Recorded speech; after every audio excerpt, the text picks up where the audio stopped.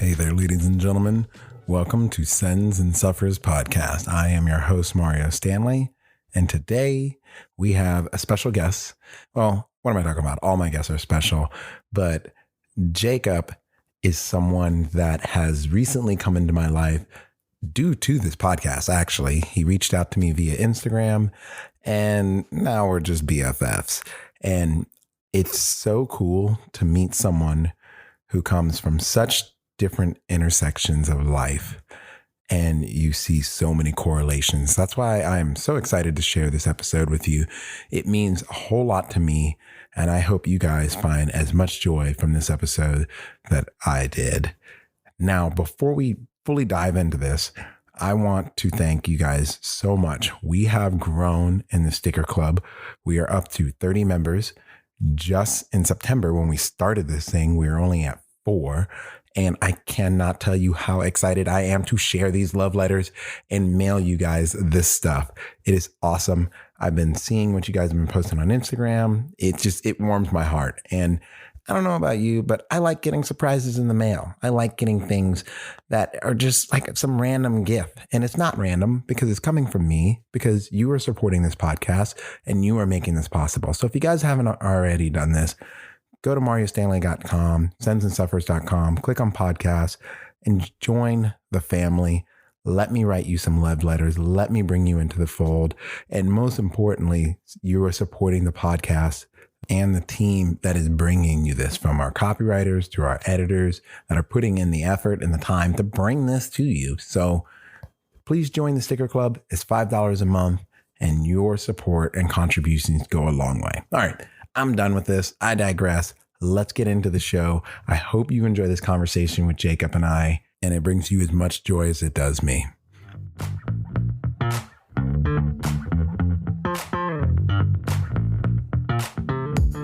Jacob, welcome to the show. Yeah. As always, I like to have you kind of just introduce yourself. So if you can tell people who you are, where you're from, and what is your connection to the outdoors? Oh man, this is a lot. You're asking so much of me already, Mario. Do you expect anything less? I don't, and I love it, and I love you for it. Okay, so my name is Jacob Bach, and I am based out of Milwaukee, Wisconsin, the beautiful Midwest, where people don't expect climbing to be, but there is plentiful of it. I work as one of the coaches, one of the youth climbing coaches at Adventure Rock here in Milwaukee. Shout out Adventure Rock climbing team.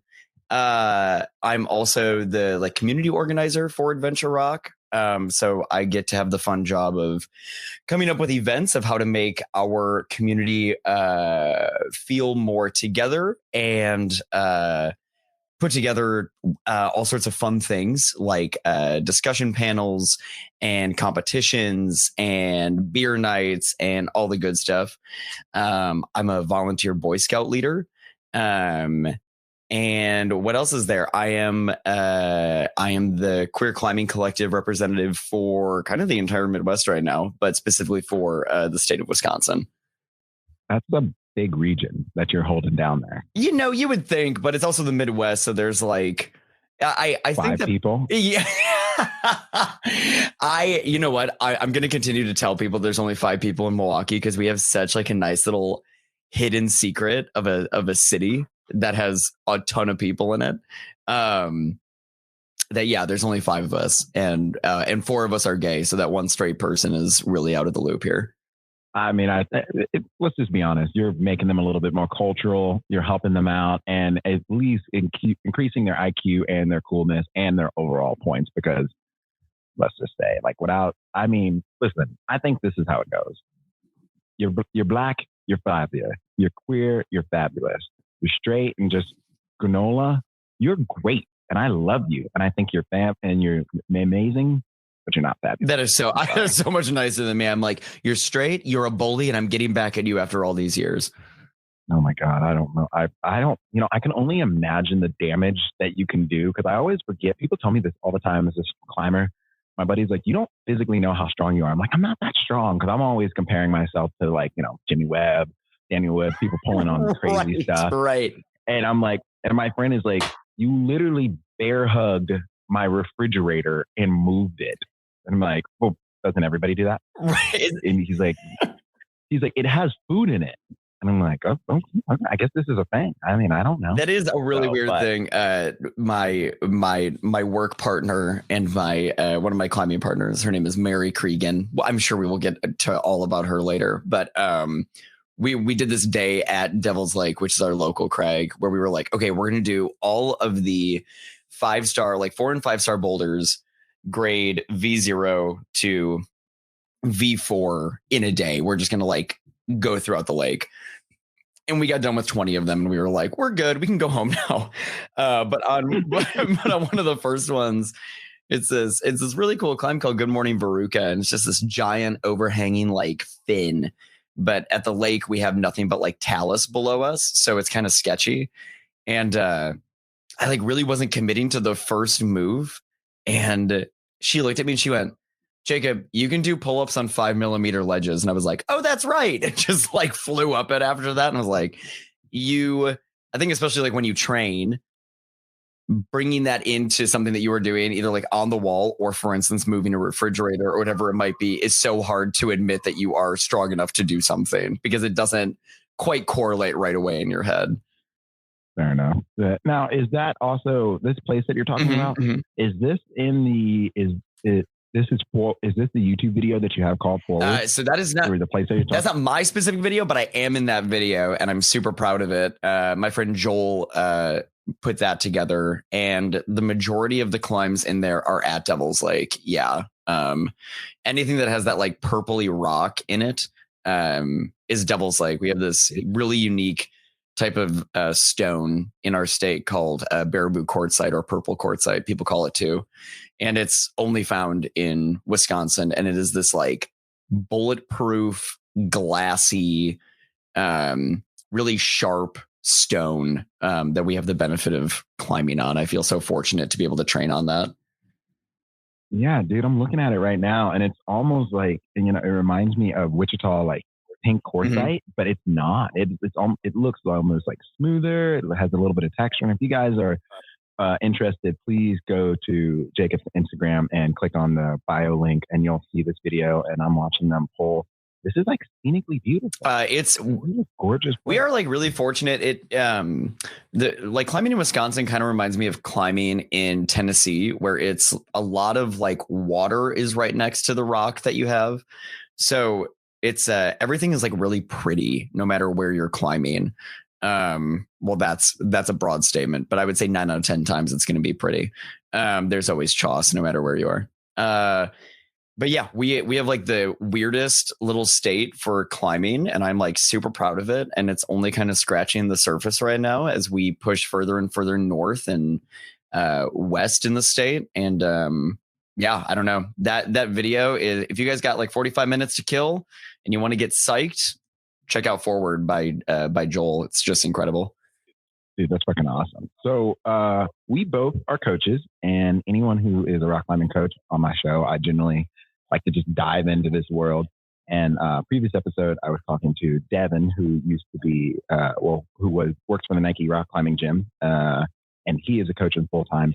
And so, I want to kind of, just because I'm here in the South and everyone is a little too uptight and they just need to learn how to hang loose, let it out. But, just kind of hitting the elephant in the room for me, at least. And I know some people here, and I can imagine the parents that are listening to this. Have you ever had any resistance to being like, openly queer and coaching your kids or anything like that? I know I'm just kind of like just getting down and dirty. Let's get down and dirty, dude. That's my favorite. Okay, so I feel really, really fortunate. We have 3 locations of our gym, right? We have our Milwaukee location, which is on the east side of Milwaukee, and that's like a really university heavy area. A really like kind of like upper class liberal area is how to think about it. And then we have our Walker's Point gym, which is on the south side of Milwaukee, which is like right where I live. And that is like the gayborhood. That is the Hispanic neighborhood. A little background about Milwaukee too. We're the most segregated city in America. Really?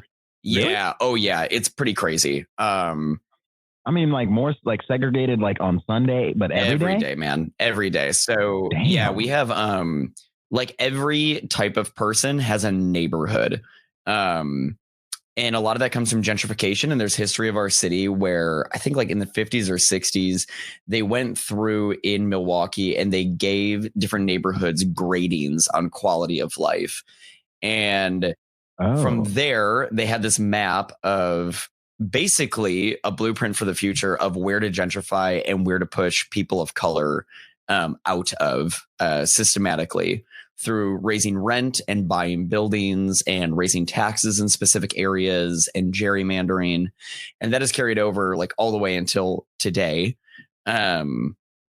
So we have these neighborhoods where it's like, this is the Hispanic neighborhood, but it's not just Hispanic. This is like the Mexican neighborhood, and this is the Puerto Rican neighborhood, and this is the Colombian neighborhood. And then you get into like the gayborhood, which is kind of disappearing now, just because of how I would say like being like LGBTQ is like way more accepted nowadays, quote unquote.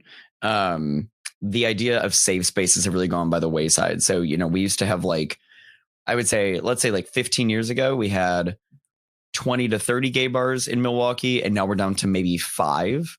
And it's not because we don't have gay people, and it's not because gay people don't go out. It's because the idea of safe spaces is kind of every space now, at least in that part of the city. But we have Polish neighborhoods, we have Italian neighborhoods, Indian, Sri Lankan neighborhoods, we have Jewish neighborhoods. And there's not just now, I would say there's like a little bit of mixing going on, but that's a little background about the city. I mean, that sounds so interesting to me, because I would imagine with the acceptance of, you know, the more acceptance of the LGBTQ plus community, that it would actually, your safe space would grow, not your space would diminish. But it's almost like, have you ever seen this movie called Hell or High Water? No, I have not. I'm bad with movies, man. Oh my God. I got this. Okay. This is like classic Texas wannabe bad boy. Okay. Movie. Yeah. But they say, so the premise of the movie is these two brothers are robbing a bank, but they're robbing the bank that their family has the mortgage on, like the mortgage of the family is at, and they're robbing that bank, and then they're washing the money in a casino, and then they're giving the money back to the bank to pay off the loans and pay everything back because they discovered oil on the property. And the whole premise is just figuring this out. And anybody else who's listening to this, I know I just spoiled the movie, but the movie's fucking amazing. So go back and watch it anyway. Because the shit is real. Nice. But in the movie, there's these two rangers, and one is Native American and one is, you know, the classic cowboy. And the dichotomy between their relationship is actually almost like, it's like poetic justice with a dash of Texas cringe in the whole thing. And it's like, it really makes you like your upper lip go up every moment. But they say a statement. The Native American guy says a statement in there, and he's like, you know, consists of the cowboy. He's like, I feel sorry for you. And he looks to him and he's like, that's not the way it's supposed to be. Cowboys are supposed to feel sorry for the Indians. And the very next line he talks about, well, you know, one day your ancestors were the Indians and someone came in, and then now you just adapted and you became them. They made you them. And now you're here taking up from us and trying to make us you. And that's just not going to happen. Mm-hmm. So why does I bring up that statement?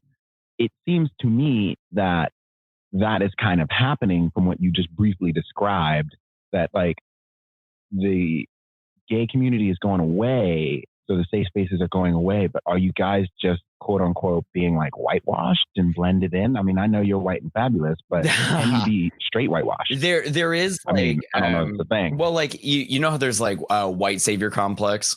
I would say that there is for sure straight savior complex. We're like, oh yeah, I mean that's been around. Oh yeah, I mean it's just the idea of like allyship, right? You know, when somebody's like almost too much of an ally, you know what I mean? Yep. I think that's what's happening. Okay, yeah, that's cool. Okay, that was like really puzzling to me when you said that, and I was and if anybody else out there has this happening in your community or you know of this, I would be very curious to talk to you and kind of like understand the dynamics of this whole thing, because that just kind of blows my mind, honestly. And Dallas is quite the opposite. Like the more acceptance of the gay community here, Cedar Springs and the neighborhood has like exploded, and it's getting bigger and bigger and bigger. And I don't really know the full nature of the community. I'm not as well plugged in, but from the outside looking in, it looks like what is quote unquote was the gay neighborhood is just growing block by block every 3 to 4 years. And I think it's freaking awesome. I think it's great. I think, eventually it should just encompass and it should all be kind of a melting pot. And that's what we want. But from what I heard, from what you were saying, to me, it doesn't seem like it's actually turning into a melting pot. It seems like they're just trying to like tuck it underneath. I don't even think it's tucking underneath the rug. I just think that like Milwaukee, we don't really know how to blend well. It's like we want to blend, but it's more like a chili, not so much a soup. You know what I mean? Okay. Well, just a random thought experiment. And like, if you could blend it, I mean, is there a way in your mind that you think that would happen? I don't know, honestly. I think it's because I've lived here so long now that I don't even know what that would look like for us. And I think a lot of times, we also have, man, Mario, you and I, this podcast is going to be 4 hours long. Yeah. No, I've already planned for this. This is going to, you and I are going to just go ahead and break the rules. I try to keep everything around 50 to 60 minutes, but the moment you got on the phone, I was just like, we're like 20 minutes in, still talking. We're not even talking about climbing yet. That's whatever. I think that, okay, so we have all these ethnic neighborhoods. We have all these like sociological neighborhoods in Milwaukee, but we also have Summerfest, which is the world's largest music festival. It happens like for like 2 weeks every summer, and it's insane. So we have these permanent like festival grounds that exist on the lakefront, right? At those grounds, when it's not Summerfest, we have ethnic festivals there. So it kicks off every June with Pride Fest, which we also have like one of the world's largest Pride Fests here. And then we have like Indian Summer. We have Chinese Moon.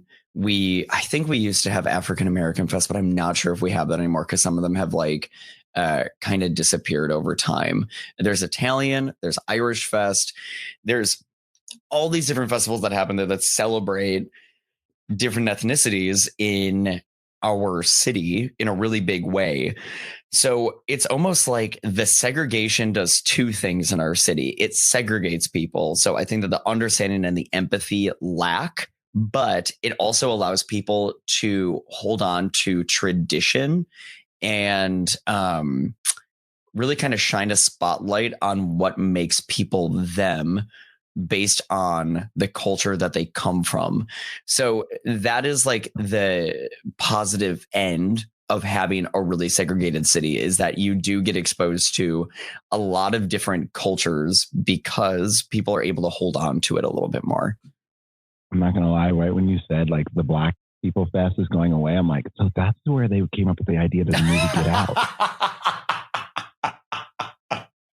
They did think that was exactly it. I'd like totally went in my mind. I was like, this makes so much sense now. Like, this is why we're running out of the Midwest. Like, get the fuck out of there. Okay, so dude, that's kind of weird to me. I mean, I like the concept of it. Like the music festival part is cool. I always thought like Lollapalooza and obviously South by Southwest. And I don't even consider Coachella a thing. I know Coachella is a thing, but it's like, it's just a shit show. I mean, I've never been, and I'm going to go ahead and say that now, but I know plenty of people who have gone, and the amount of money that they pay and the amount you and of, I are too poor to go to Coachella that they deal with. Yeah, no, fuck that, dude. We'll have Coachella. Before we watch it from the porch. And so, oh my God.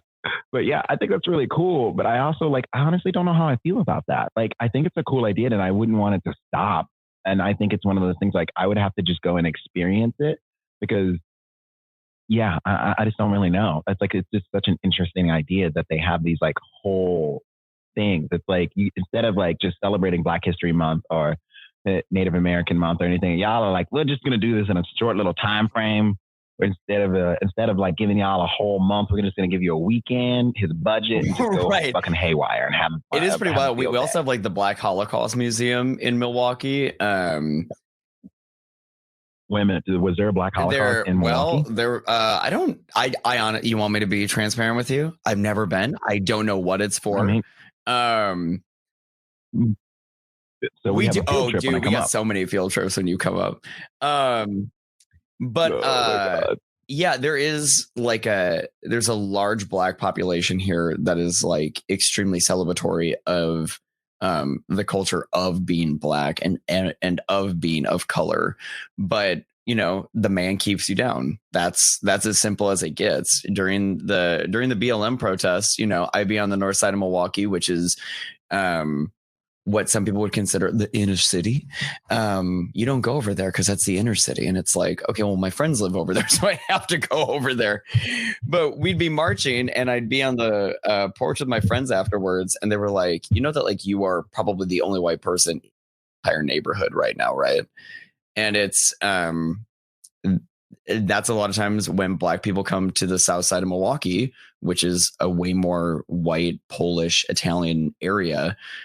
A lot of times it's like they're the only Black person in the entire neighborhood. So we have a pretty weird city, but I think it's getting better. It feels like it's getting better, to be honest with you. Yeah, let's go back to our gyms really quick. We were talking about coaching, which I love talking shop, man. And it, no, we just got on this tangent. Yeah, I think this fits in well. So we have Milwaukee, which is like university heavy, super liberal because it's all college students and kind of like upper middle class liberals. Then we have Walker's Point, which is like the historically gay neighborhood. You're starting to border on the south side, which is like very working class. But then we have Brookfield, which is about 20 miles west of Milwaukee, which is located in Waukesha County, which is like one of the most conservative counties in the country. And when I first became a coach, which is like 3 or 4 years ago now, our head coach, Mary, I have had this cleared with her. I talked about this with her last night, but Mary is also queer and has a longtime partner.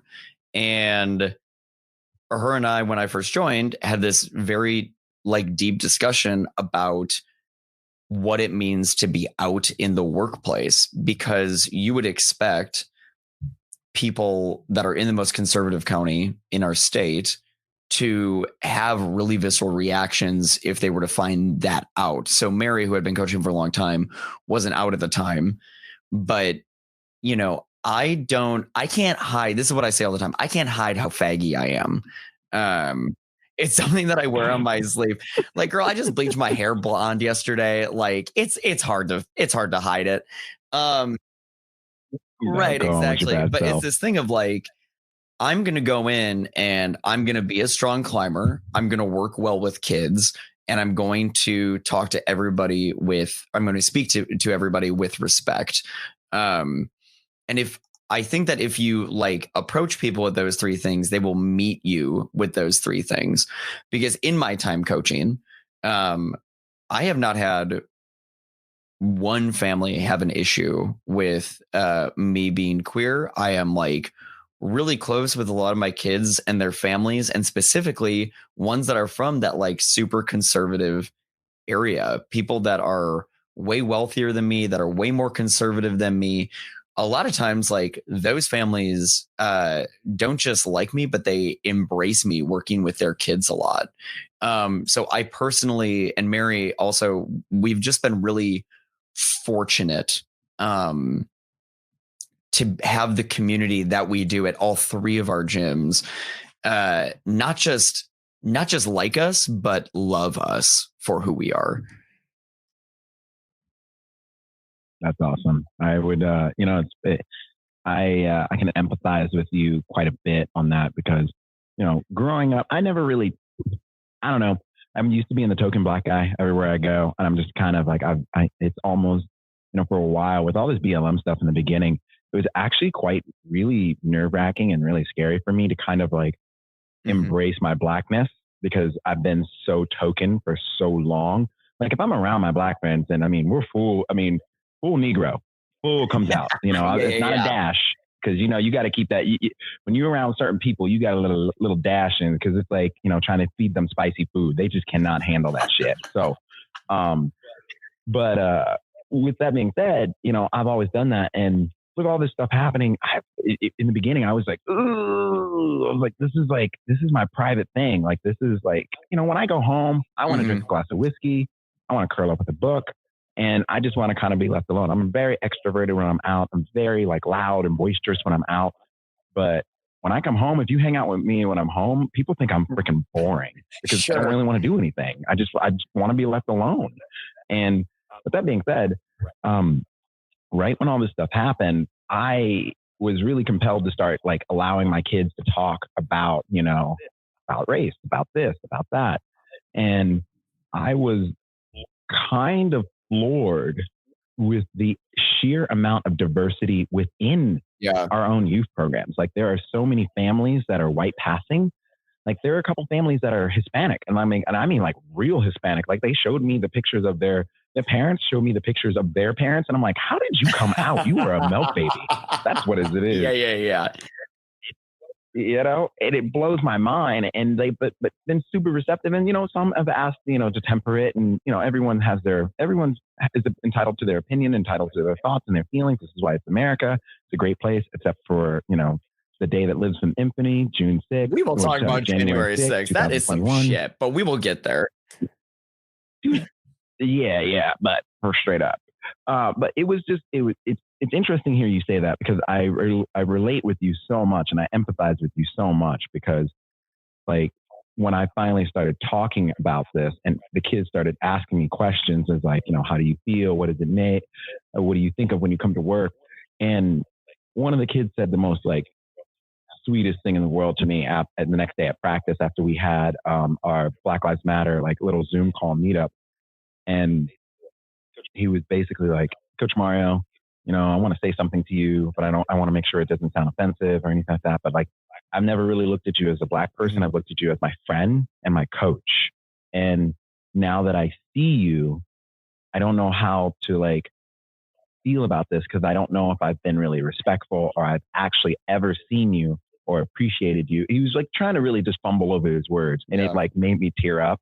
And I'm one of those coaches who are like, I tell all my kids I hate them. I tell them they're all turds. I tell them they're all smelly, terrible greasy, human beings, horrible people. And and my kids always like, they all say like, the moment you actually start being nice to us, we get real scared, because it means practice is going to be real rough, or you're really upset. You and I are two peas in a pod, my man. Oh yeah. Yeah. And it was just one of those things. And I looked at him and I was like, just get out of here. Get out. He's like, are you mad at me? I was like, no, you're making me you're tricking me into being nice. Right. Go do up downs. I was like, go do a 4x4. Just get out of here. So Mario, let me ask you, do you have Black kids on your team?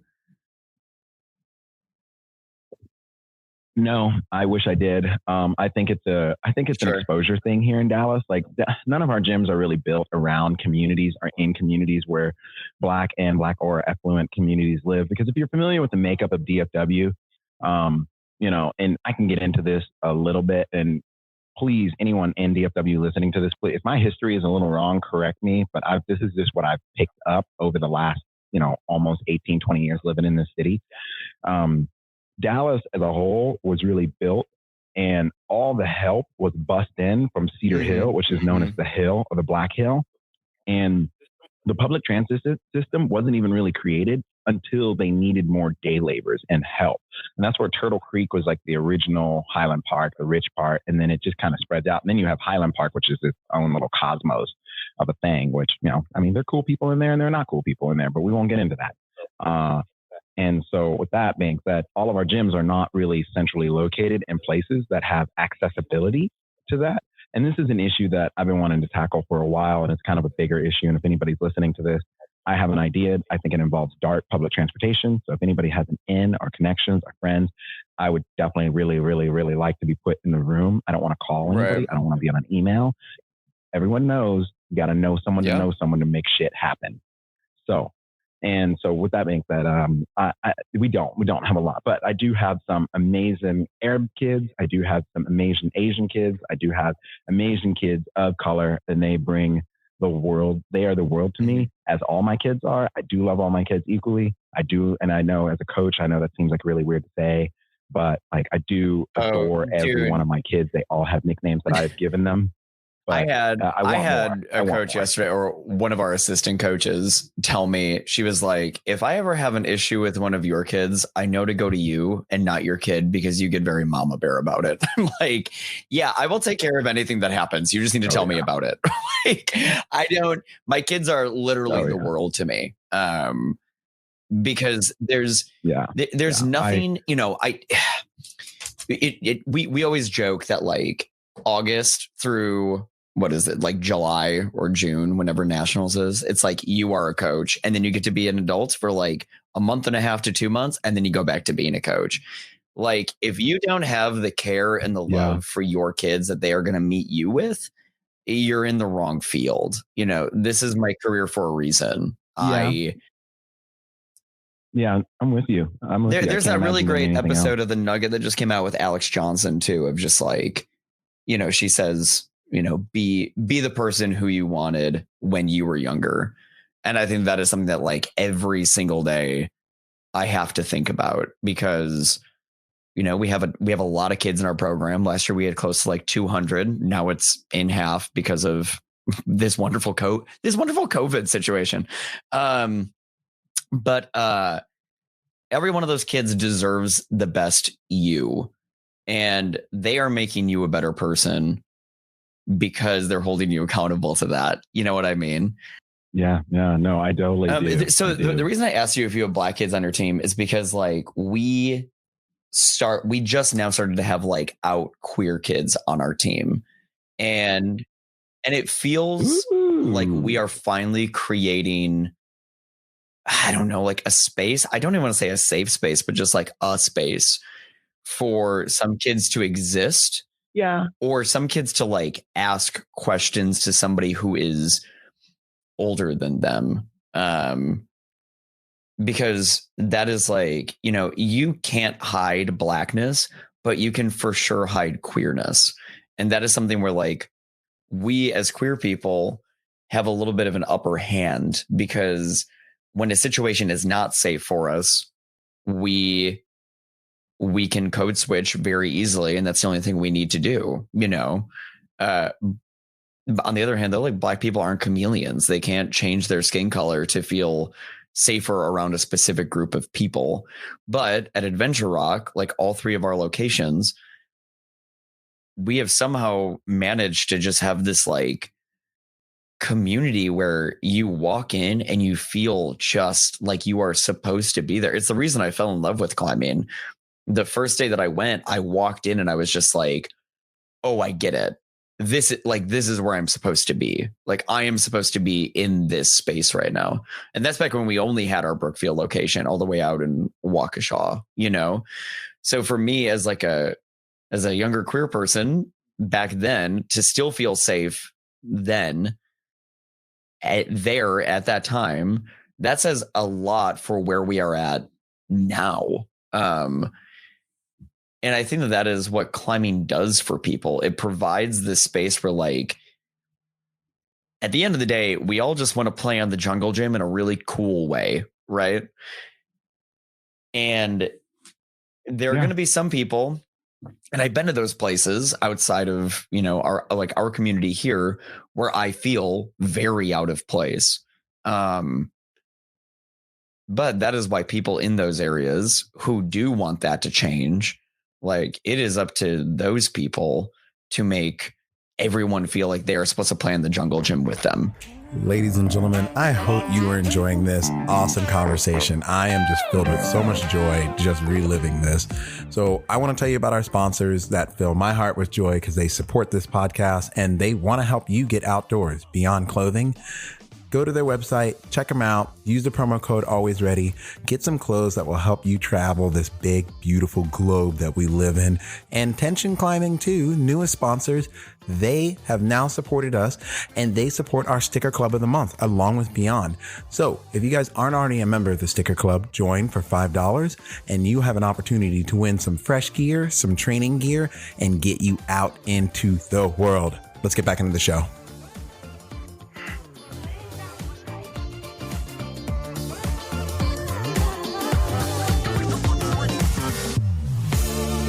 I want to take a moment to kind of follow up with what you're talking about. And I was reading something on, I think it's Muja Gear. Okay. Yeah. I was reading something about you and you kind of stated that. And I think it goes, once you were introduced to the climbing community, you quickly realized that there were toxic people in your life. And it was a really good article. I read most of it. I didn't read the whole thing. I was definitely skimming through it because I was definitely doing my last minute stalking of you yesterday. Oh God, there's too much. Don't go too deep in that rabbit hole. I do like to say though, like you talk about dyeing your hair blonde, but I like this little two-tone blonde picture that you got going on here with your guitar and your your little saddle thing on your throat. That's beautiful. I'm digging it. I'm digging it, boo boo. Yeah. Well, man, it's funny. Like I think our relationship with our jobs is very much the same, and it's like I think about after COVID, and I think about during COVID and after COVID, and it was almost hard for me to be that hard ass coach with my kids because I missed them unequivocally so much. And it's like, they could even tell that like I wanted to be nice to them because I missed them so freaking much. And yeah, I don't know, man. I think once you get into coaching, and if you're, like you said before, like you don't get into this job, like you don't get into coaching to be rich.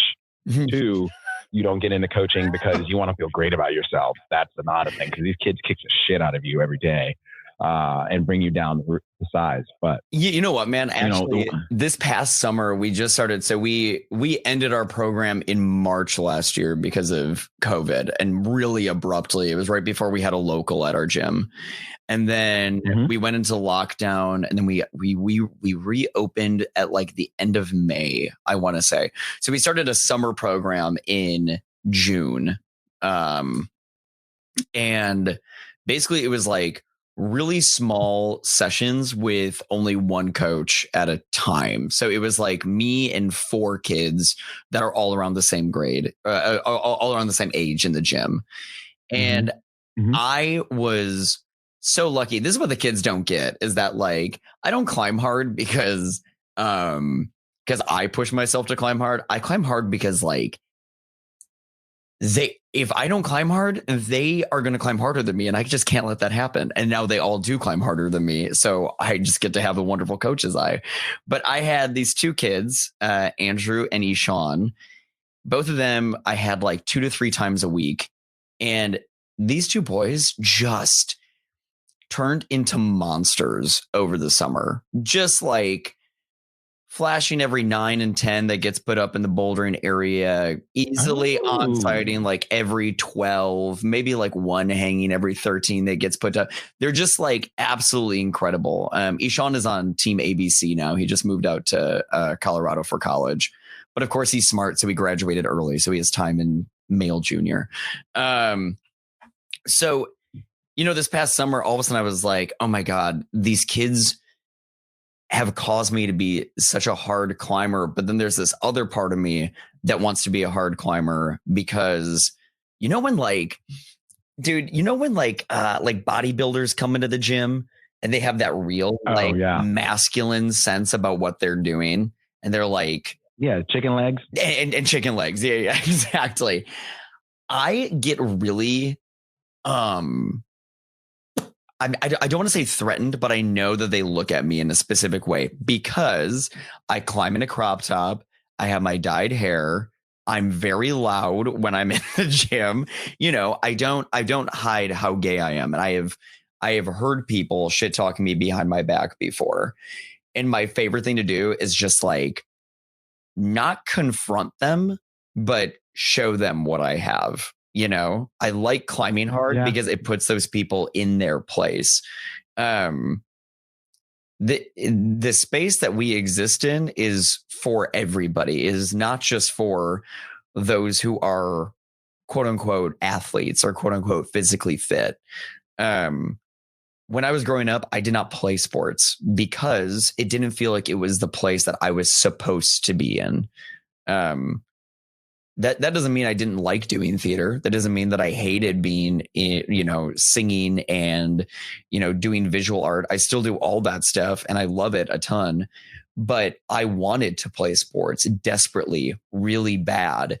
But because there was no like out queer men in sports at that time, I felt like that wasn't the correct gay thing to do.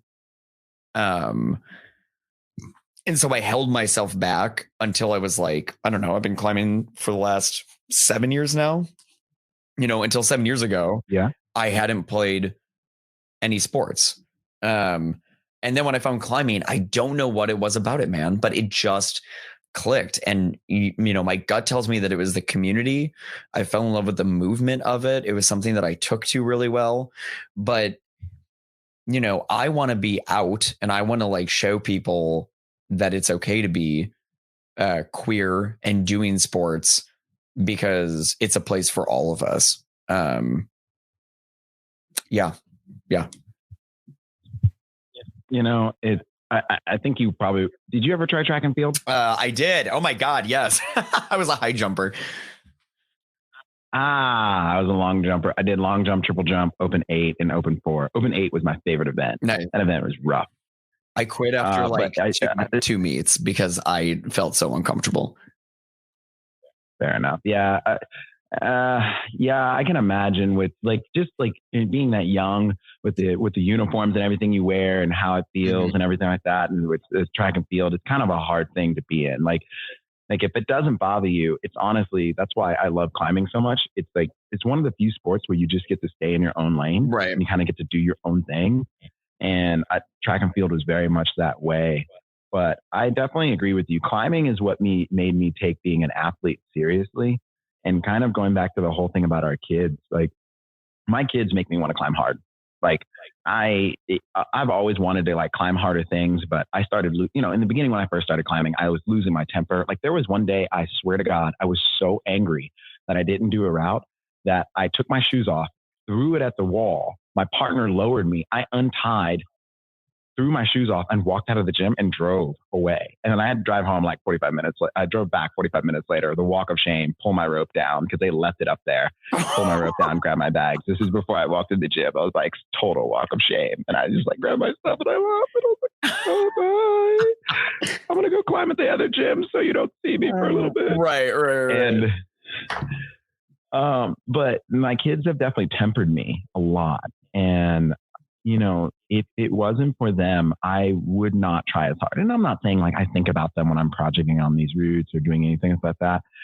But, and I don't even always talk to them about it. A few of the kids, like we're homies, like we definitely like have the conversation where, there's a couple kids that are on the level and you can talk to them. But I'm so inspired by watching them. And I sometimes I'm watching them and I'm reading the route with them, going over data, watching them project on a route. And then in my back of my mind, I can feel myself working through the sequence, working through the route that I'm trying to do. And they motivate me. And I think it's the only way I know how to describe it is like when you for anyone listening to this, it's like when you finally get your squad and you're climbing with your crew, your squad, your homies, your whatever you want to call it. But that motivates you. And like coaching kids is that on steroids times 10 to the magnifold. It's like, 10-fold because you have your normal homies, but like your kids are just people just like inspire you and they push you. And especially now because like they're all pieces of shit and turds anyway. So, that's what I call all my kids. Yes. If you're listening to this, I said it. If your parents are listening to this, you know what I say about your kids all the time and you know that I love them.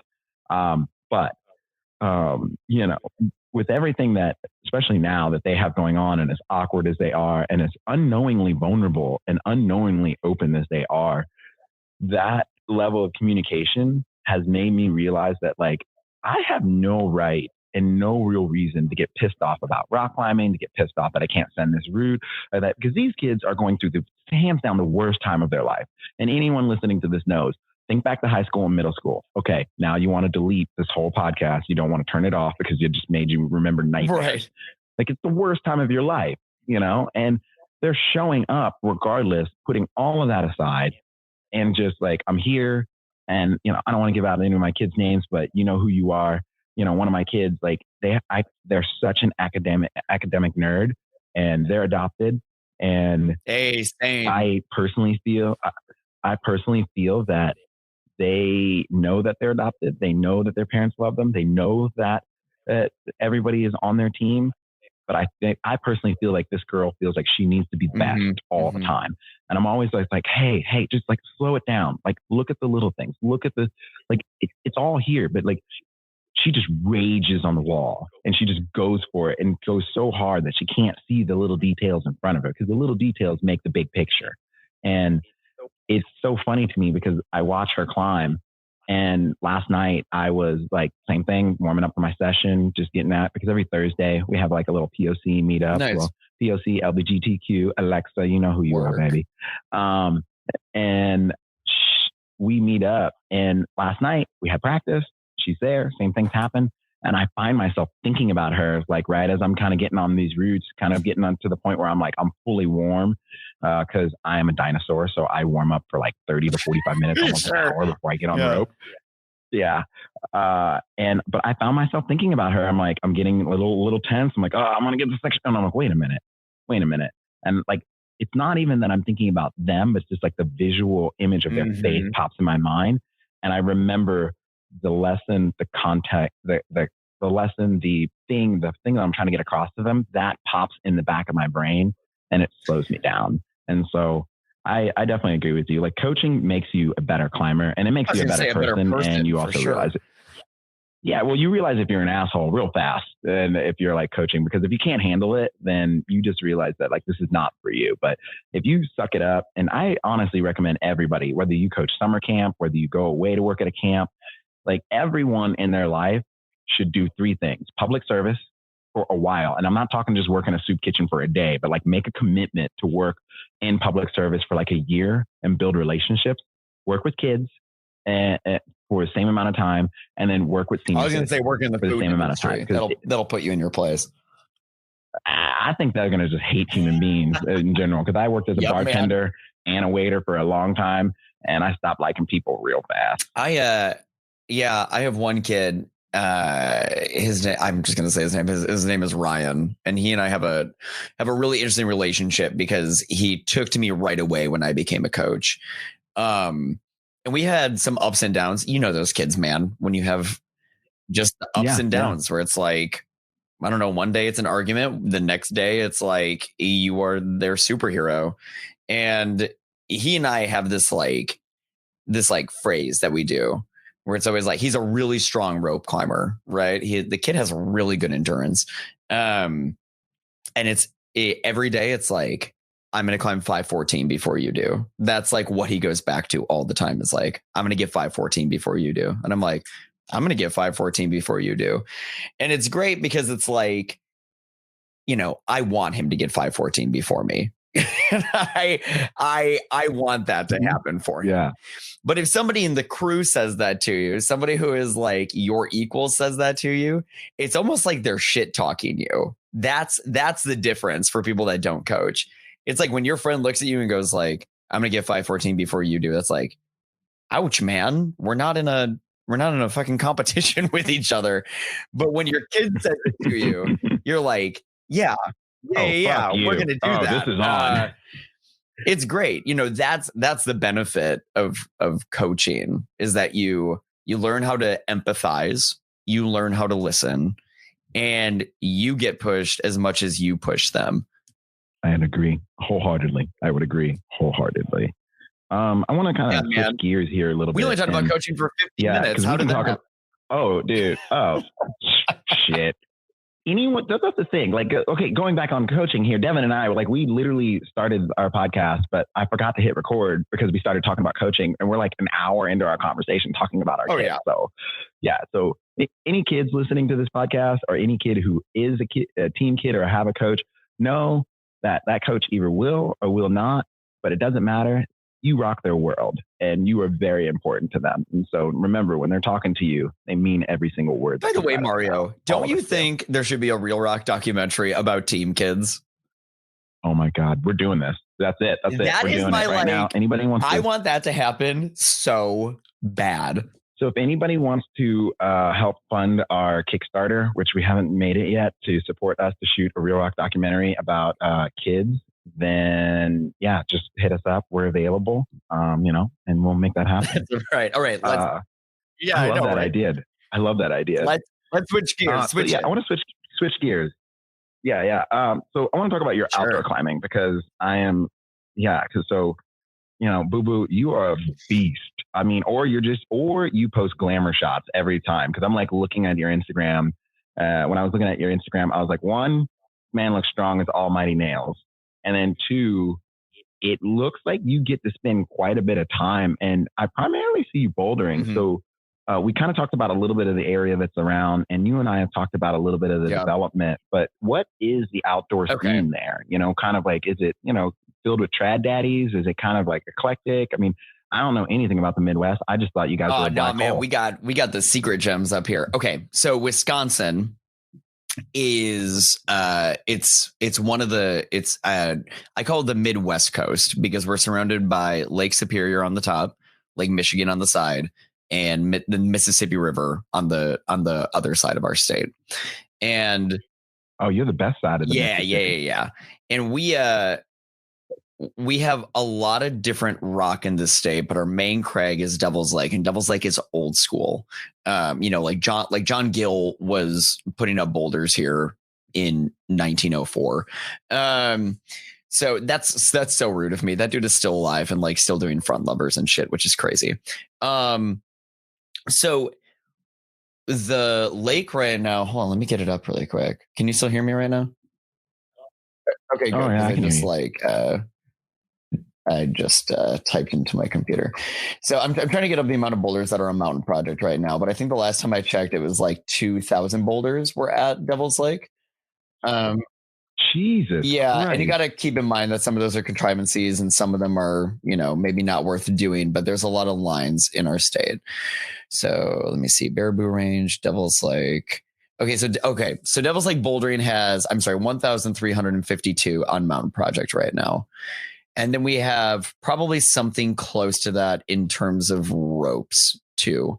And everything at the lake is either trad or it is or it's top rope. And top rope at Devil's Lake is considered honorable, which is a little bit weird for most places. Why is it considered honorable? And can you actually define, like, can you elaborate on that? Like, kind of unpack honorable, because I've never actually heard that term before and referred to climbing in general. Or so I think that, so it goes back to kind of the old school days. So we are not allowed to bolt at Devil's Lake. It's against the law to do that. And also it would be super, super hard to do it because of how dense the rock is. Like Baraboo Quartzite is a non-porous rock. So it's this like bulletproof. I've only seen one piece of rock ever fall off in my time climbing at the lake. You know, everything is like either ground up or it's top rope. And the trad there is really kind of like scary to do. And it's an amazing training ground because you get out of your head. This is coming from somebody who like does not do trad because learning at the lake terrifies me. Like gear falls out a lot because it literally is glass. So if it gets like a little bit humid one day, everything becomes super slippery.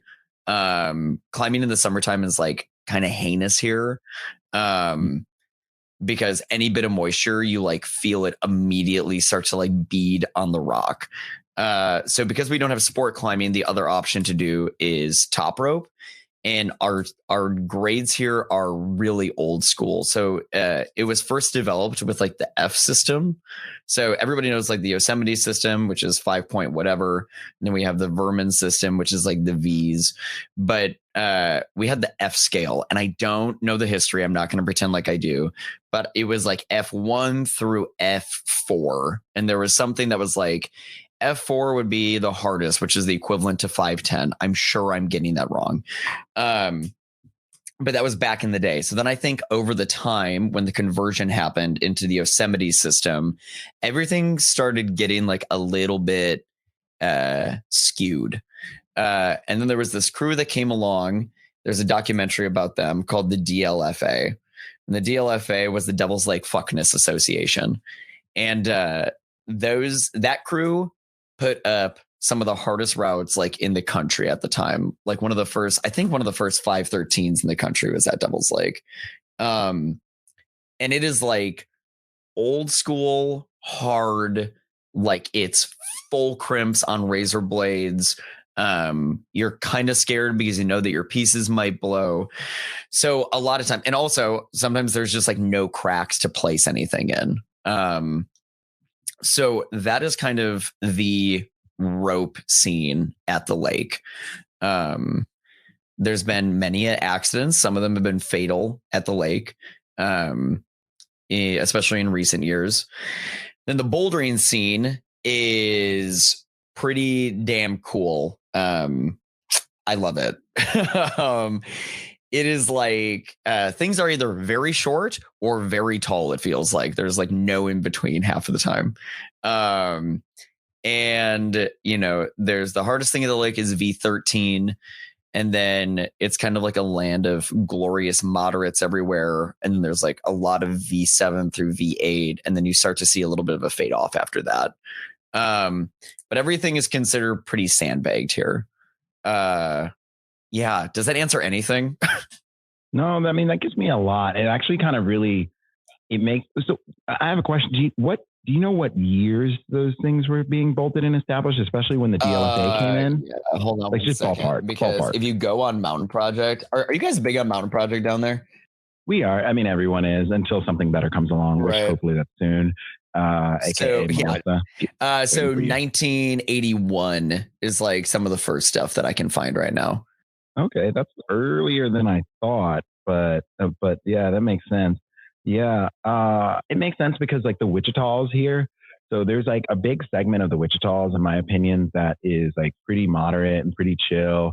Like you have this area called the Narrows, which I think most of the stuff there is pretty casual and pretty chill. But then when you get into this zone called Sharon's Garden, where you have like Lost Dome, Echo Dome, Moby Dick, you have Hidden Wall, you have Pear-Apple. That shit gets desperate real fast. And it's like lots and lots and lots of run out because it's slab. And then my hands down favorite place to rock climb is Quartz Mountain, just because we call it like the Yosemite of the South here. I did a route. I can't remember the name of it. It's like Jupiter or something else, like 11C. Like, I want to say it's 180, just over or under 200 feet. And like the first 50, 60 feet of it, you got like 3 placements, but it's solid climbing. As long as it is 60 degrees and below. Right. But that's kind of how it is. And it's really interesting to me that like that ethic is kind of like across the board in these zones that are probably getting more popularity because everyone thinks of like Waco, the Red, the New, Las Vegas, Yosemite, obviously. But it makes a lot of sense for me, especially when you talk about your climbing and how you like to approach it, because I mean, you're pretty hard man about your climbing. Like we've talked before outside of this, and in my opinion, you're pretty hard ass about it. And the area, you're molded by the areas that you travel to. You are molded by those things. And I honestly believe the crags that you go to they mold your personality and your approach towards climbing and your personality of how you decide to become a climber. I mean, if you're just a hard trad daddy, and that's like you've only plugged gear and you only that is because it's accessible. That's kind of how you are. And the nice thing about your zone is, from what I'm hearing, is you really have a chance to be diversified pretty well, minus like your trad climbing sounds like super appetizing to me. Like you would like, love it, man. Scary. This is glass. Oh, I'm like getting a hard on for it. I'm like ready. I was like, okay, yeah, let's just do this. Like, I'm psyched on this. I mean, don't get me wrong. Papa's going to put some stuff up on top rope, get his feet wet a little bit. But then after that, all bets are off. Like, we just bring the pain. And that's like, just my style. Because I think too, like, I was fortunate enough. The last Cragen Classic that happened, which was like 2 years ago now. I got to MC and host it, and I moderated a panel, and 2 of the guys from the DLFA were on it. And it was funny because like our crew and their crew afterwards, like all the old school DLFA people ended up coming and they were hanging out with our friends. And I think one of the reasons that we get along with them so well is because those ethics have somehow trickled down into us. And I still hang out with a lot of my mentors and people. Shout out Billy Denzer. Billy would like, when I first started climbing, it was like, if I did something well, it was very much met with praise, but also like, okay, now you can do it better, and climbing has lost mentorship a lot like a lot along the way. But at the lake, you almost need mentorship in order to figure it out properly, because a lot of things are really hard to find and it's scary climbing. And that's where it's like you can't really cheat the system there because accidents can happen quite easily. Yeah, no, I agree with you on that. And I actually, we're going to flip gears in a minute, but I want to back up. When you talk about mentorship, one of my mentors, Mark Pell here, he's like in his 70s and still like on-site trad. I think he like still on-site 10D trad and on-site like Jeez. 11A, 11B sport right off the couch, which to me, I'm just like, oh, like, how are you doing this? And granted, he like eats raw peppers out of his garden. He's like, all right, I'm ready to rock climb. Let me have this marble, this hot pepper. All right, hold my cigarette. And he's like splashes the thing, comes down, and I'm like still holding it. And he's like, all right, give me that thing. And so I'm like, what just happened? And I'm like so confused. But it really excites me that you actually brought up that point of like mentorship and stewardship, because I've talked to a couple people about this. And I think Nina Williams and I brought this up in a previous episode where we were talking about like kind of how it's kind of a thing, it's not a thing. And I think after the episode with her and I realized it's kind of evolving, I think. And I don't think I've been able to notice this now until starting talking to everyone, but I believe mentorship is evolving into this kind of like third state of a kind of like life coaching / being more of a coach to someone, whether that is a traditional training coach, traditional climbing coach, or just a life coach. Because, your traditional mentorship, you're right. Unless it's a place like Devil's Lake where like it is just hard to get around. It is hard to know where things are. It is not like as well established as it is. It's just the nature of the area. You don't like, most people are just going to go, all right, I'm going to go on a mountain project. Cool. GPS. Cool. All right. I'm here. Throw my crash pad down, break out my JBL speaker and start blasting music at a crag, which it's the worst. Everybody stop doing that. Nobody wants to hear your SoundCloud rap. Please stop. Let's just stop it. Everybody stop. No. Oh my God. Can we just unplug SoundCloud altogether? And this podcast is not on SoundCloud. And SoundCloud, if you want it to be on SoundCloud, maybe. Yeah, you can definitely buy it. Definitely. But yeah, like, and just full disclosure, the reason why I hate music at a crag is I'm hearing impaired. I wear hearing aids. So it is hard for me to hear anyway. And I'm one of those big people. I have to like read body language and gestures from a distance. And when people are playing music, like I've literally had someone playing music loud at a crag, and my buddy went over, turned off the speaker. He's like, Mario, you're climbing into a hornet's nest. And I'm like in the zone, you know what I mean? Like you're just like gone, and I'm like, what? And then all of a sudden I hear this buzzing sound, and this buzzing sound getting like higher pitched, meaning it's getting more pissed off. And I was just like, oh shit. And they just moved crash pads down and I dropped, but I couldn't hear it. And was the music really that loud? No. But like being hearing impaired is like it's that invisible disorder. It's that invisible disability that no one sees. It's like being blind right away or partially blind. Like if you don't know, it's an invisible disease, and it's just, you can't see it. And because of that, people just immediately assume. And, like I said, people do what you want, but if I'm around at a crag, expect me to walk up to you and ask you to very kindly turn it off. I'll just leave and just go somewhere else. And sadly, this is why I'm against music. I think that's a very valid point. But for the general public who like isn't hearing impaired, it makes us hearing impaired. We're like, communication at the crag, especially when you are getting on something that might not feel the most comfortable to you. Like it is selfish for other people to play music because it's for them or whatever it might be.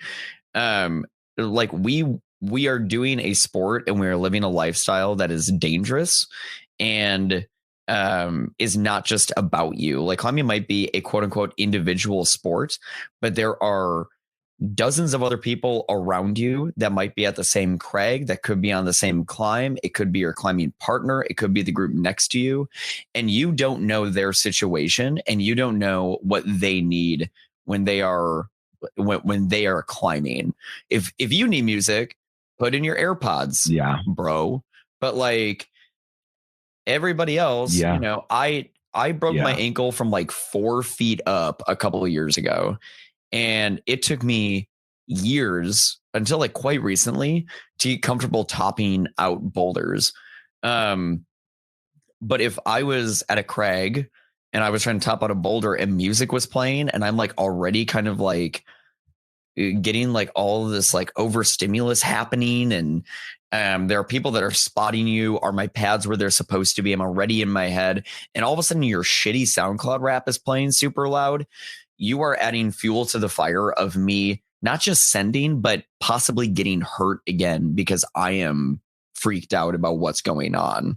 But there's this personality type in climbing, and you know who I'm like, the people that I'm talking about. And there might be people that are like this that are listening, where it's like, oh, come on, man, it's climbing. Like, get hyped, like, get psyched. Like, the music's there for us. And it's like, no, the music's there for you, dude. Like, it's not there for me. That is your choice to be doing that.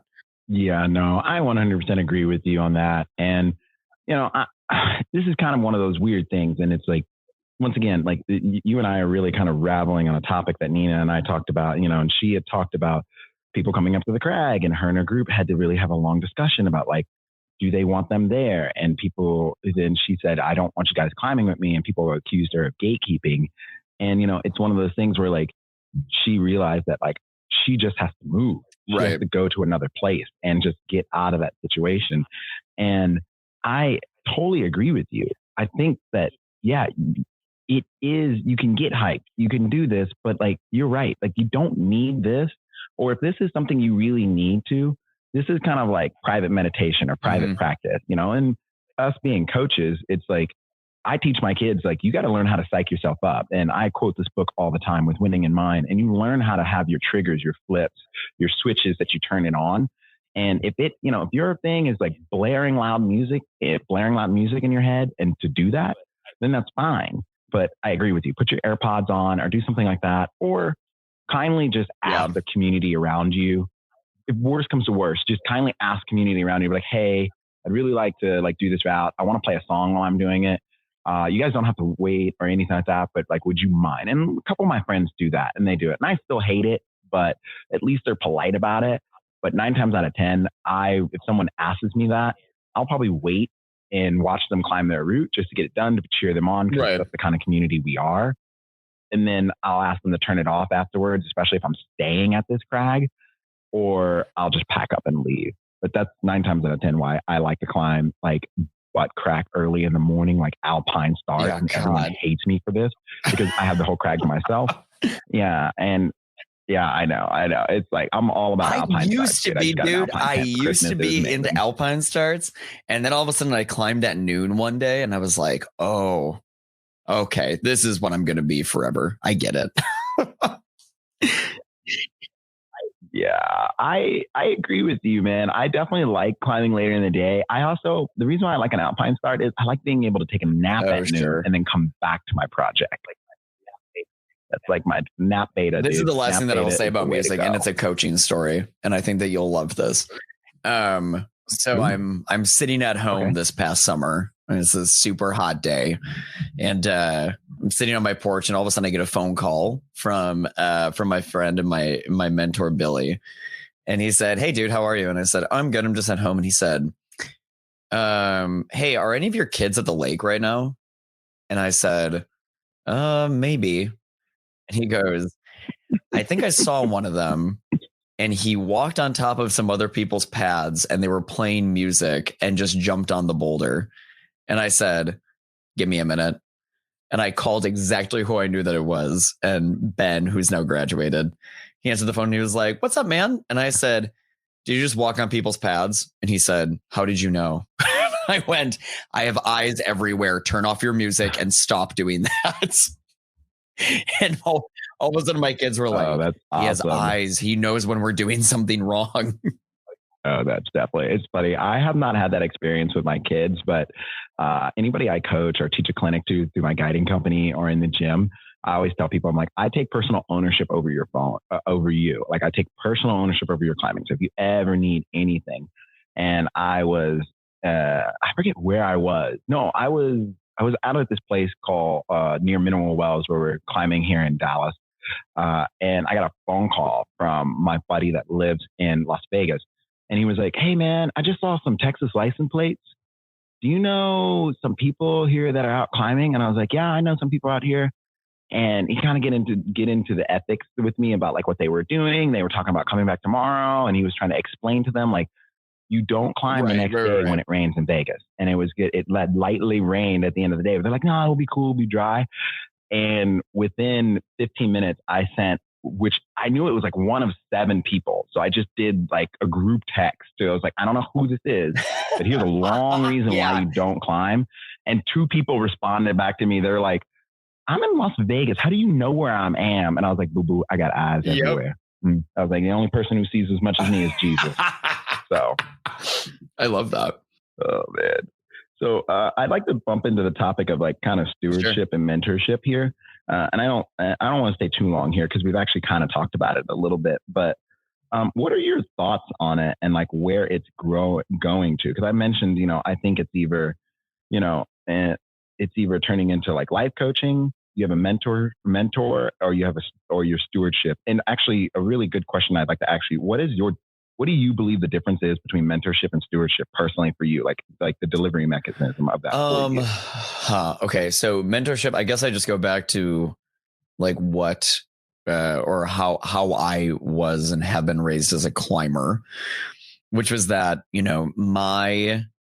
I had a really good group of mentors. I had Kevin Romansky, Billy Denzer, Matt McCarthy, Kenny. I had these guys that, all of the Nimmers. I had these people that were like been climbing way longer than me and happened to have the same climbing schedule as me and my partner at the time when we were first starting out. And they kind of took it upon themselves, because keep in mind, this is like pre-Instagram. This is like pre-mellow videos. This is not tying videos. But we had these people that recognized something in us and went out of their way to make sure that we were climbing the best that we could.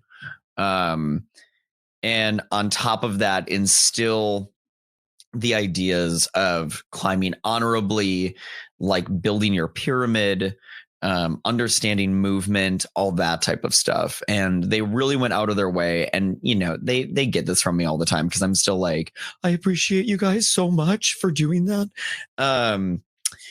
So I think that to me is very much what a mentorship is. It's the person that's there to like show you the ropes. And it's somebody that could even be around the same age as you. Those guys aren't too much older than me.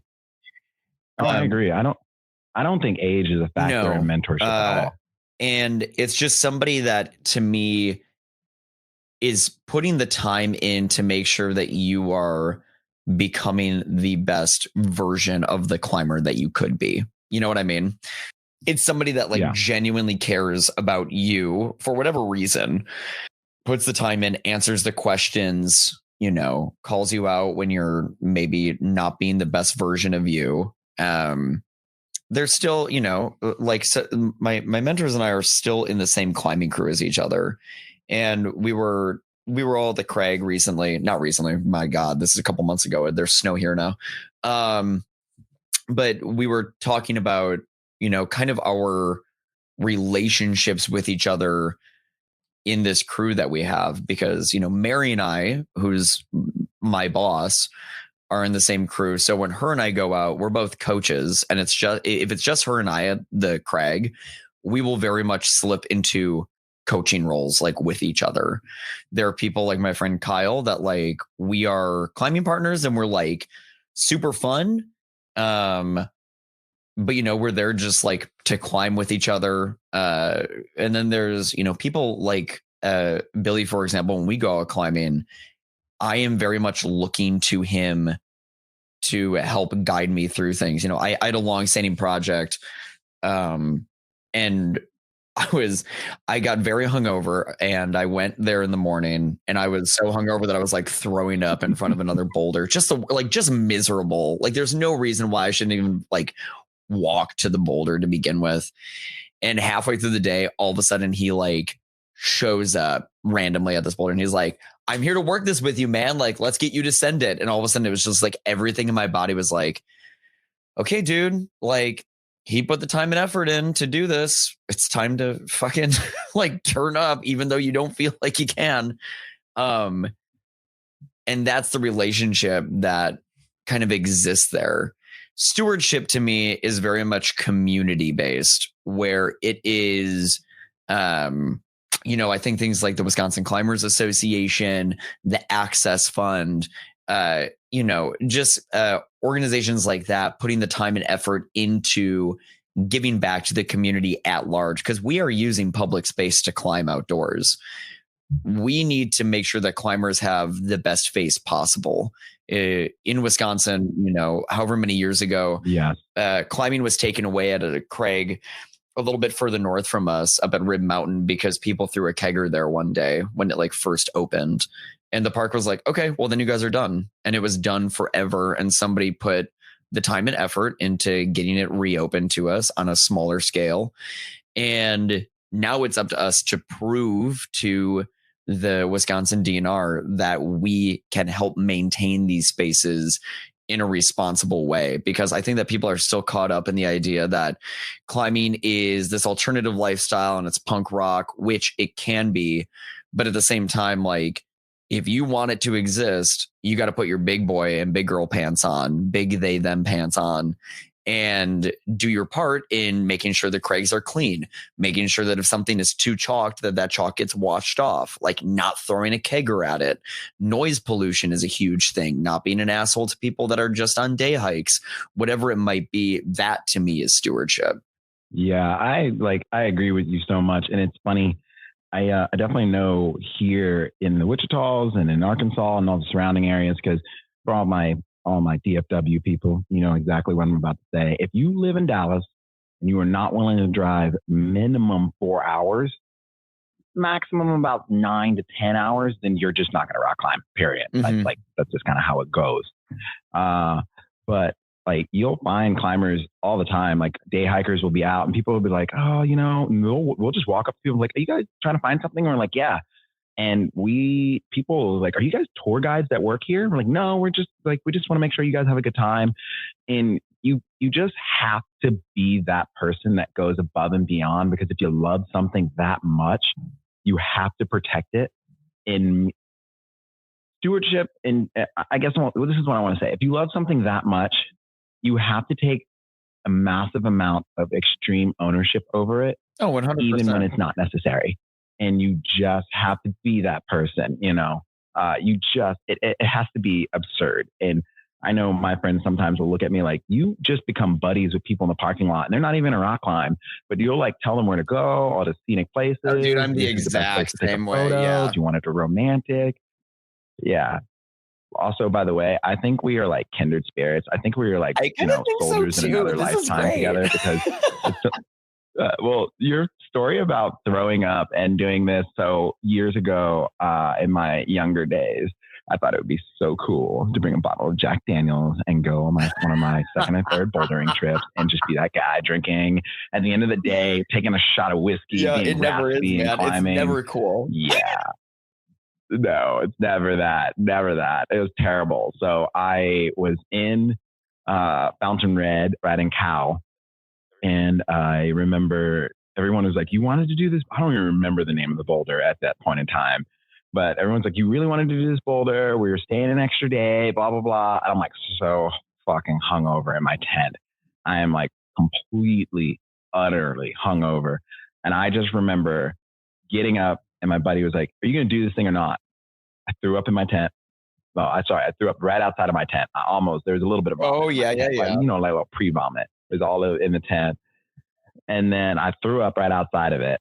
I got up, walked over there, put my shoes on, didn't even take my jacket off, didn't even change or anything, still had sunglasses on, sent the boulder first go, got down, threw up right outside of my tent again, and then went back to sleep.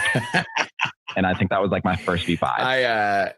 Yeah. And that was my experience. So when you said that, I was oh my God. I am currently working through what level of sobriety I am wanting to kind of, I don't want to say exist at, but exist at, because in Wisconsin, we have a massive drinking culture. It's it's kind of the backbone to everything here.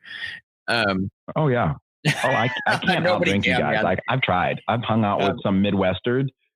I've hung out with you Midwesterners, and I'm just what is going on here? Everything inside, and there's only one way out of that. But as somebody, I'm trying to I'm trying to get strong, I want to be a big, strong boy.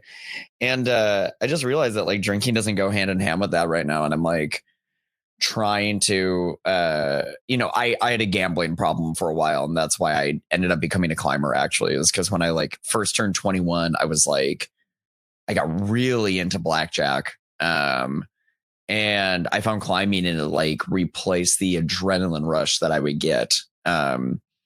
And I've, next month it'll be 6 years without gambling. And I float the idea. I don't drink a ton nowadays, mainly because I'm getting older and my body can't handle that anymore. But I grew up working in a comedy club and I learned to drink there. And that's a really toxic place to like learn how to drink because comedians have a history with that. And, I've gone the last week without drinking and I'm like, wow, I can do so many things. Not even that like I would get blackout drunk every night, but just like even 2 beers affects your body so much. And when you reach a specific point in climbing, you really have to like start making sacrifices of what you will put into your body or, extracurriculars that you want to do outside of it, depending on what your focuses are. I don't have much behind that thought, but that's just something that I just started working with this past week. Okay, this is like a really far-fetched correlation, and I'm going to admit I'm fishing here. So, I'm actually more like fly fishing with this one, so because it's like pretty far. But it's interesting that you say that because there is a article that came out from the University of Las Vegas, maybe like I want to say 10, 15 years ago, and it talks about the near miss effect, and that's where people who gamble. Basically what's happening is when they see a slot machine and it goes like cherry, cherry, cherry, bar, or whatever it is out there, they think that they were so close. And in all reality, it's not. That's not the way it is. But the near miss effect thing is a thing in rock climbing because all of us, everyone listening to this podcast, you will immediately relate to what I'm about to say. All of us have gotten on a boulder or a route and slightly fallen off a move, but then you're like, I got it. Like you figured it out. You're like, okay, I got it. You slap your hands, you get super excited. Your energy goes up. And I have found that I've met quite a few people, especially with this, like just in the area of gambling, that they are just fucking stellar climbers and they pick up on breaking down beta and breaking these things down so fast because when that near miss effect happens, I believe it creates like these normal endorphins that would make you want to gamble, these things that make you happy. They make you happy in climbing because you're like, I just discovered it. I just found the key. I just found the thing. And it's funny that you say that because I've a few friends that have admitted this to me before. And it's a weird correlation because I watch them rock climb and when they come down and they just fall and they're like, petrified in a moment, like frozen. They're just petrified in a moment where like they figured it out. They get up, they are beyond excited, like more so than anybody else, more so than me. And I'm just like, what's going on here? And over the years, I've just kind of noticed that. And it's interesting that you say that. So I don't know if that's I think that it's mainly just like toxic behavior or like toxic wants create toxic behavior, but being able to find like a positive want, the idea of sending creates positive behavior surrounding it. Right. So when you're projecting something super hard, it's easy to get angry. And I, of course, get so pissed off all the time when I climb, but there's a joy that goes into it. Whereas it's a similar feeling when when you're playing blackjack and you all of a sudden you like bust, right? You just hit one too many times, you bust, you messed up your hand. And it creates almost the same feeling, but in a negative way, because you can't go back, you can't fix it. But in climbing, like you can go back, you can fix it. And that's why I'm such a projector. Like I quite often will subconsciously, it's more times consciously below my flash go, because I like projecting so much, or I like trying something more than once. It's so funny. I love the on-site. Like that's like my world. and I don't mind blowing my on-site, but I'm definitely that person who will shake out for like 15 minutes on a hold. Sure. Just so I can make sure I can still get my on-site. It's because you're on trad, dude. I'd be scared shitless if I was doing that. Oh, dude, trad, rope. I mean, I don't do that on bouldering unless it's a knee bar. Then I'm going to be there for 10, 20 minutes, or an ass bar. But dude, that's freaking awesome. Well, man, we have been going at this for quite a while, and I kind of like to bring this thing up to a close here, but I really don't want to bring it up to a close because, I want to have you as a regular person on the show, and I am like super excited to talk to you. And I'm honestly like really, really inspired by you because, it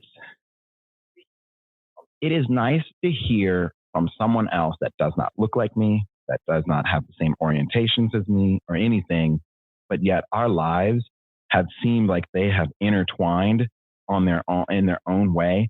So many, like we have so many similar intersecting points in our lives.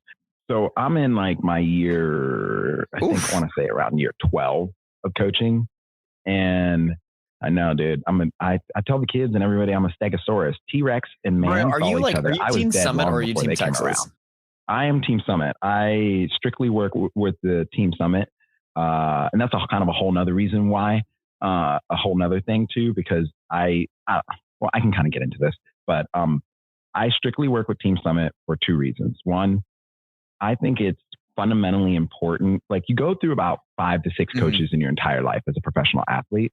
And in my opinion, coach number 1 and coach number 3 are probably the most important coaches that you have. Because coach number 1 kind of introduces you to it and just lets you know that it's available to you. Coach number 3 or 4, realistically, those are the people that infuse a love, a joy, or just are really real with you and let you know that like you can be good at this. You can love this sport. This might not be the sport for you, but most importantly, those are the people who really try to like make you into a better human being while being in the sport. And I have just always gravitated towards that aspect of coaching. Like my kids are my family, my kids are my friends, and I am now going to weddings, graduations. Some of the older kids I know are having kids, and some of the kids I have worked with now have worked. Yeah, man, isn't that a cool feeling? Isn't that like one of the best feelings in the world? And I think it is. It is. My buddy Trent is just like killing it in Wyoming right now, and he just lives out there and he's crushing it. And he's becoming a nurse, and I'm just like so proud of him. And I think the big thing I think like everybody wants to coach the world-class athletes. Everybody wants to be known for coaching those kids that get there. Yep. But we need to get the kids to that point because they have to make the decision that they want to be that. Like, and I think as coaches, you're chasing glory, but I don't want to be that coach that chases glory. I want to be that coach that inspires the kid for them to make the decision 100%. That they can actually chase glory. And I think that's more important. And I don't know, we have a big coaching staff, and, everyone is so different and everyone's backgrounds are so different. But the big thing that I run into is I think a lot of people really just want to coach the good kids. And I just want the kids to love the sport more than I do, because 100%, man. They're the only ones that can save this sport in the long run. Before we wrap, can I talk about the Queer Climbing Collective really quick? Oh, hell yeah. Oh my God. Yes. Dive in. This is your show as much as mine right now. Okay. So the QCC, the Queer Climbing Collective, I have been wanting to start like a meetup or like a group in Milwaukee for quite a while now. And there are a couple like LGBT organizations that work within climbing, but honestly, the QCC got me because of their marketing. Like the images are so nice. And one of the biggest things is that they were using the new pride flag opposed to the old pride flag of what they were doing. Do you know the difference at all? The original one is just like the Roy G. Biv, right? Like the traditional rainbow. And then a couple of years ago, some people started adding like a black and a brown stripe to it because people of color have been so like intricate in the identity of queer people. Like most things in the world, like slang and terminology and like imagery and like iconic media stuff really came from like Black and brown queer people. And then the newest edition of the pride flag is giving like trans people their own spot like on the flag itself.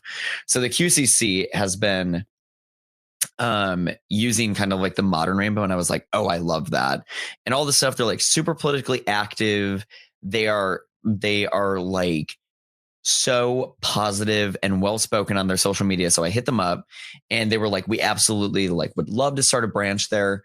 So we started a Milwaukee chapter of the Queer Climbing Collective, and we meet every second Sunday. And we originally put like 20 spots because right now with like any gym in the country, you have to have a reservation in order to go into. So we set aside 20 spots for reservations, and it sold out like pretty much immediately. And then it sold out like a month ahead of time. And now we're in our third month, and that sold out like almost 2 months ahead of time. And then we added 10 more spots, and like that sold out. And it's just going like super well. And as somebody that thought that they were one of the only queer people in the gym, to all of a sudden be surrounded by this community of people that like identify the same as me and create this positive space. It is such an incredible community to be a part of. So if anybody out there is looking to start like an LGBT meetup for their gym, I highly suggest going on Instagram and following Queer Climbing Collective, because they have been such a good like overarching organization to work with. And if anybody has any questions, they can always ask me about it too. I just pulled it up on Instagram. And I'm not going to lie, this cutoff tank yeah, dude, isn't fire, it dope? and I'm So ordering it like literally right now as we're talking. This is mine. Oh, this is mine. This is definitely mine. Like, take my money. Yeah, Slap they me in just the do face and take my money. an incredible job. Ladies and gentlemen, boys and girls, I hope you enjoyed this episode as much as I did. Jacob warms my soul, and I am just so happy to have him in my life. I feel blessed, and I hope you were blessed by this conversation. Remember, join the Sticker Club. Be a part of our family. Let us write you some love letters, and happy sending to you guys out there. And remember, if you're not suffering, you're not sending at all.